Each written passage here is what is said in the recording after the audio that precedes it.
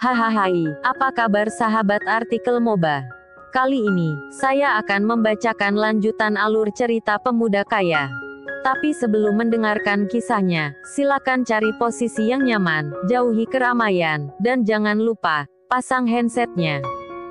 Dan inilah, lanjutan alur cerita CEO perusahaan, yang berpura-pura culun, dan menyamar sebagai cleaning service. Episode 139.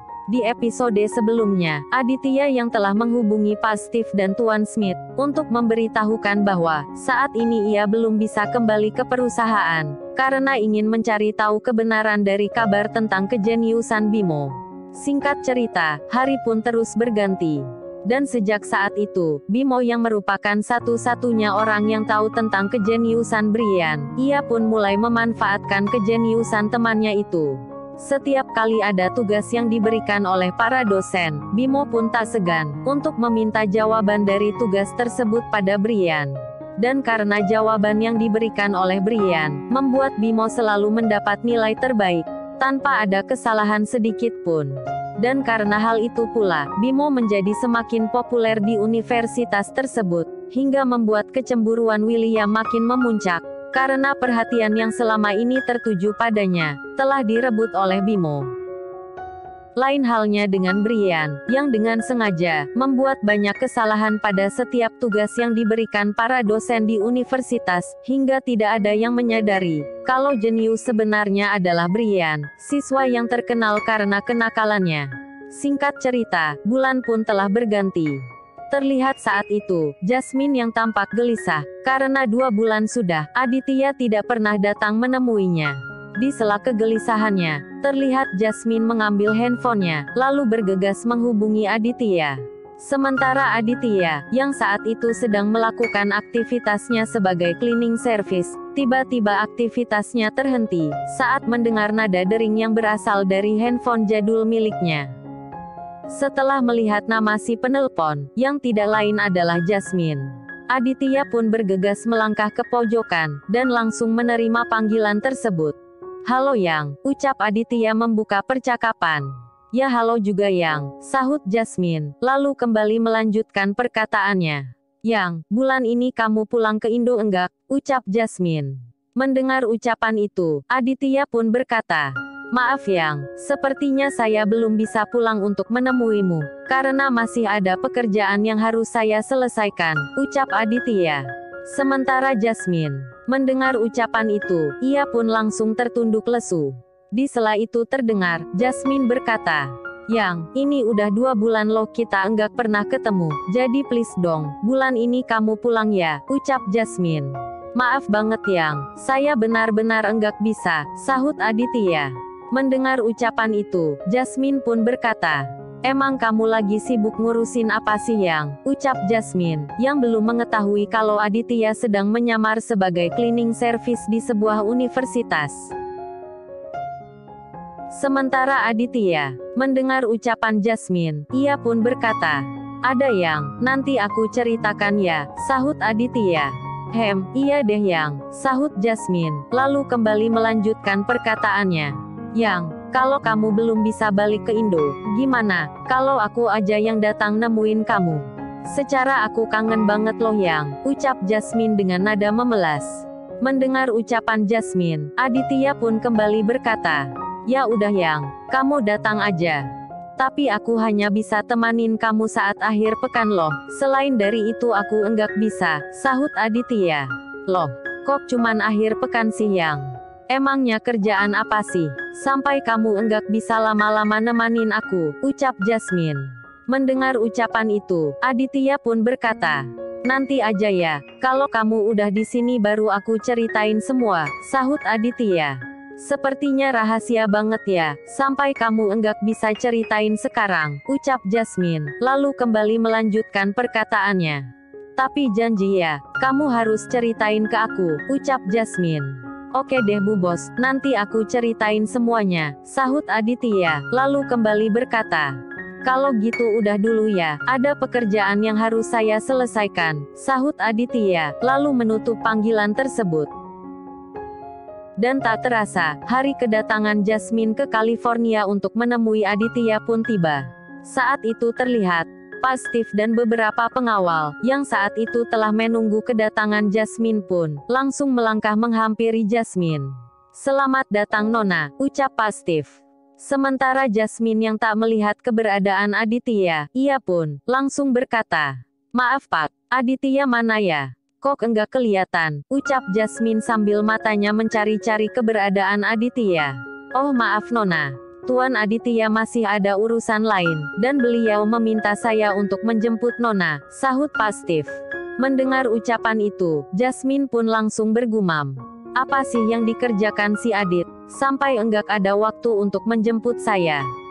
Awas aja, bentar sampai rumah bakalan aku omelin," gumam Jasmine dengan wajah terlihat jutek.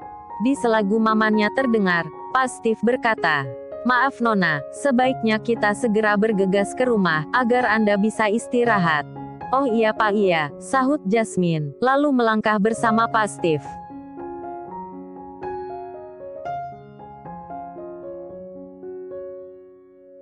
Sementara Aditya, yang saat itu telah menyelesaikan pekerjaannya, ia pun, langsung bergegas mencari Bimo dan Brian, yang ternyata saat itu, sedang nongkrong di kantin.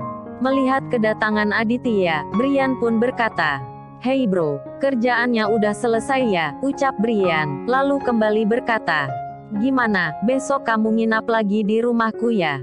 Mendengar ucapan itu, Aditya pun berkata, "Maaf nih, sepertinya besok aku enggak bisa bareng kalian, karena ada kerabatku yang baru datang dari kampung," sahut Aditya. Mendengar ucapan itu, Brian pun berkata, "Enggak seru kalau cuman aku sama Bimo doang. Atau gini aja, gimana kalau besok aku dan Bimo ikut ke rumah kamu, biar kita juga tahu tempat tinggal kamu," ucap Brian. "Oh jangan-jangan, kalian jangan ikut, soalnya pamanku tidak suka kalau saya membawa teman," sahut Aditya, mencoba memberi alasan pada Brian dengan ekspresi wajah panik. Sementara Brian, mendengar ucapan Aditya, ia pun ingin kembali berkata, namun, belum sempat mengeluarkan perkataannya. Tiba-tiba, William yang baru saja datang bersama gengnya, memotong perkataan itu. Terdengar saat itu, William berkata, "Ah, ada kumpulan orang miskin nih," ucap William. Mendengar ucapan itu, Brian pun sempat emosi, namun ditahan oleh Aditya. "Udah, ujian tinggal menghitung hari, jadi tidak usah diladeni. Mendingan kita pergi saja, daripada menimbulkan masalah, yang bisa membuatmu dikeluarkan dari universitas," ucap Aditya, mencoba menenangkan Brian. Sementara Brian, mendengar ucapan itu, ia pun hanya bisa mengepalkan tangannya, sembari menahan emosinya. "Ya sudah, ayo kita pergi," ucap Brian. Lalu terlihat, mereka bertiga pun, berdiri dari tempat duduknya, dan melangkah ke arah kasir, untuk membayar 2 gelas kopi, yang tadi dipesan oleh Bimo dan Brian. Saat itu terlihat, Brian yang akan membayar kopi tersebut, namun ditahan oleh Aditya. "Udah, kopinya biar aku yang bayar," ucap Aditya, sambil mengeluarkan uang untuk membayar kopi tersebut. Terlihat pula saat itu, Aditya mengeluarkan handphone jadulnya, yang saat itu, berada di saku yang sama dengan uang miliknya, lalu diletakkan handphone tersebut di atas meja kasir. Sementara, si kasir cantik yang melihat handphone milik Aditya, ia pun sempat tersenyum, karena tak menyangka, masih ada orang yang menggunakan handphone sejadul itu.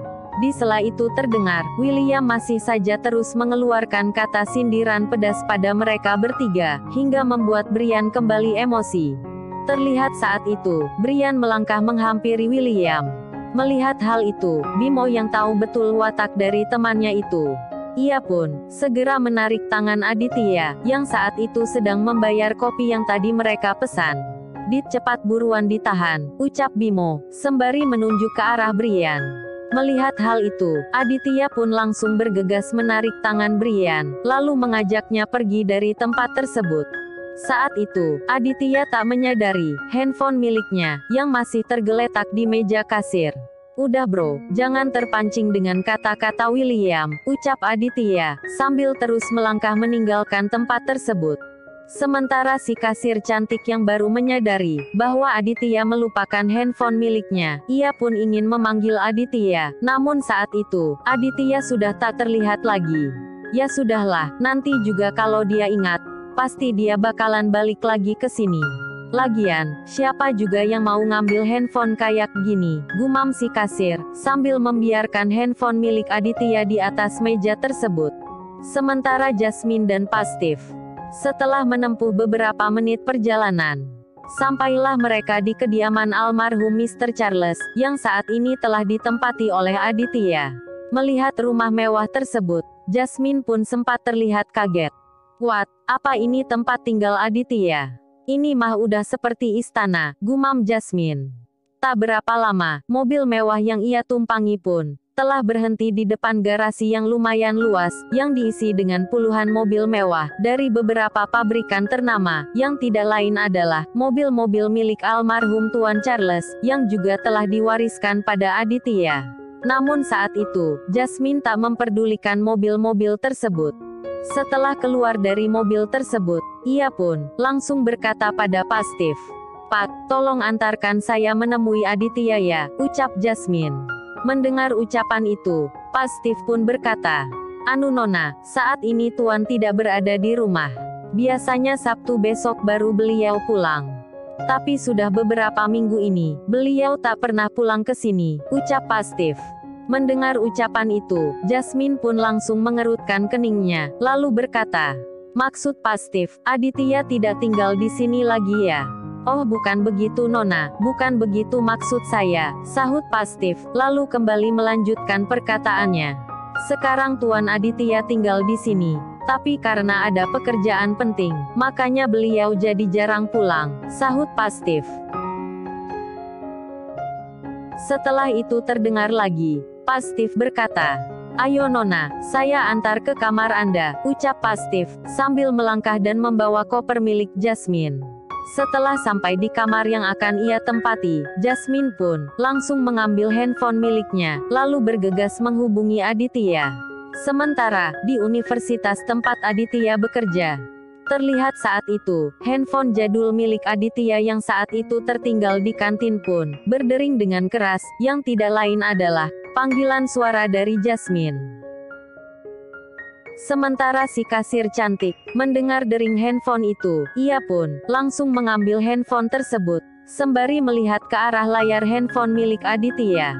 Melihat nickname yang bertuliskan "My Love", si kasir pun langsung tersenyum, lalu bergumam, "Ah, ternyata si culun tadi punya pacar juga ya.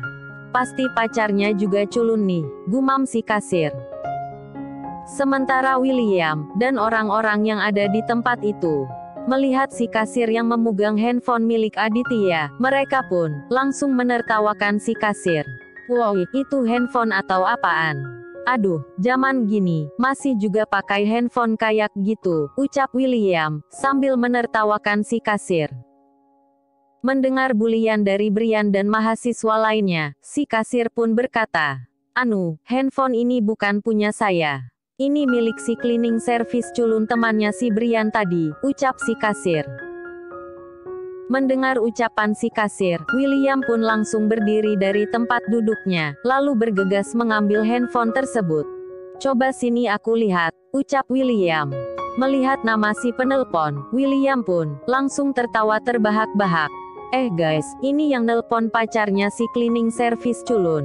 Gila-gila, aku jadi penasaran, cewek seperti apa ya, yang naksir sama cowok culun, dengan pekerjaan yang enggak jelas," ucap William, sembari menerima panggilan tersebut. Lalu, bagaimana kelanjutan kisahnya? Nantikan di episode 140.